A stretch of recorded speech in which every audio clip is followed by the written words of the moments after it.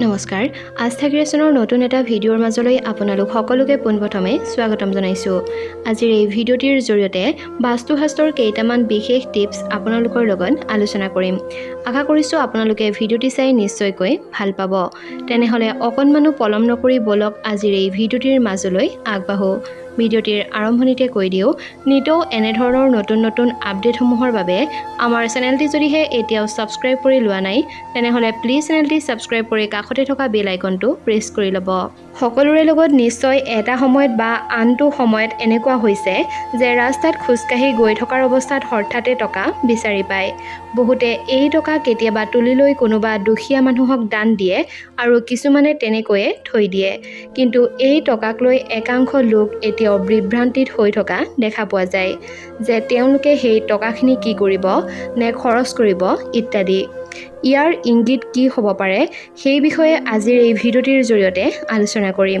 ৰাস্তাত হঠাতে টকা হেৰাই পোৱা নাইবা আন ক'ৰবাত হঠাতে টকা হেৰাই পালে বাৰু কি ইংগিত দিব পাৰে সেই বিষয়ে বাৰু আপুনি কেতিয়াবা ভাবি চাইছেনে? এই সন্দৰ্ভত বাস্তুশাস্ত্ৰই কি কয় তেনেহ'লে বলকচোন জানি লওঁ। ভাল খবৰ পোৱা। ৰাস্তাত টকা হেৰাই পোৱাটোৱে ইংগিত দিয়ে যে আপুনি খুব সোনকালে কিবা নহয় কিবা এটা ভাল খবৰ নিশ্চয় পাব। ভগৱান আপোনাৰ লগত আছে আৰু কোনো ব্যক্তিয়ে যদিহে ৰাস্তাত পৰি থকা মুদ্ৰা পায় তেনেহ'লে তাৰ অৰ্থ হ'ল যে ঈশ্বৰৰ কৃপা আপোনাৰ ওপৰত সদায় আছে। দেৱ-দেৱী আপোনাৰ ওপৰত সন্তুষ্ট আৰু অতি সোনকালে আপোনাৰ জীৱনত কিবা নহয় কিবা এটা ভাল খবৰ পাব। অৰ্থাৎ কিবা নহয় কিবা এটা ভাল হ'বলৈ গৈ আছে।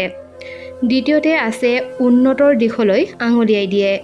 বাটত পোৱা মুদ্ৰাটো আপোনাৰ আগতে বহু মানুহৰ হাতৰ মাজেৰে পাৰ হৈ গৈছে।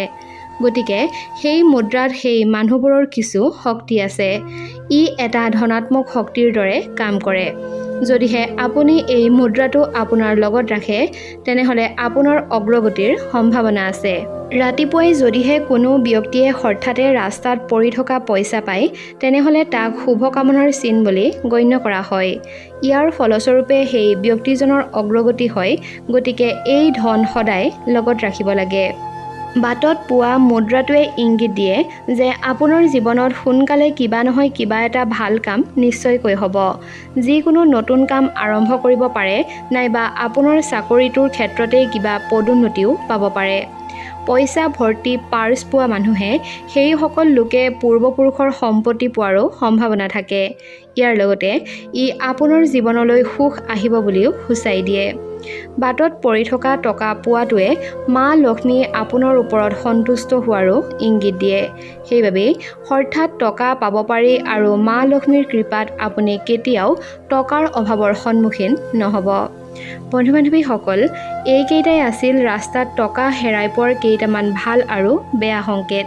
আশা কৰিছোঁ আজিৰ এই ভিডিঅ'টিৰ জৰিয়তে আপোনাৰ যথেষ্টখিনি উপকাৰ হ'ব।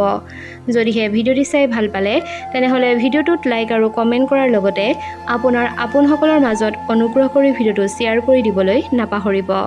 নতুন এটা ভিডিঅ'ৰ জৰিয়তে খুব সোনকালে লগ পোৱাৰ প্ৰতিশ্ৰুতিৰে আজিৰ এই ভিডিঅ'টিৰ পৰা বিদায় লৈছোঁ। ধন্যবাদ।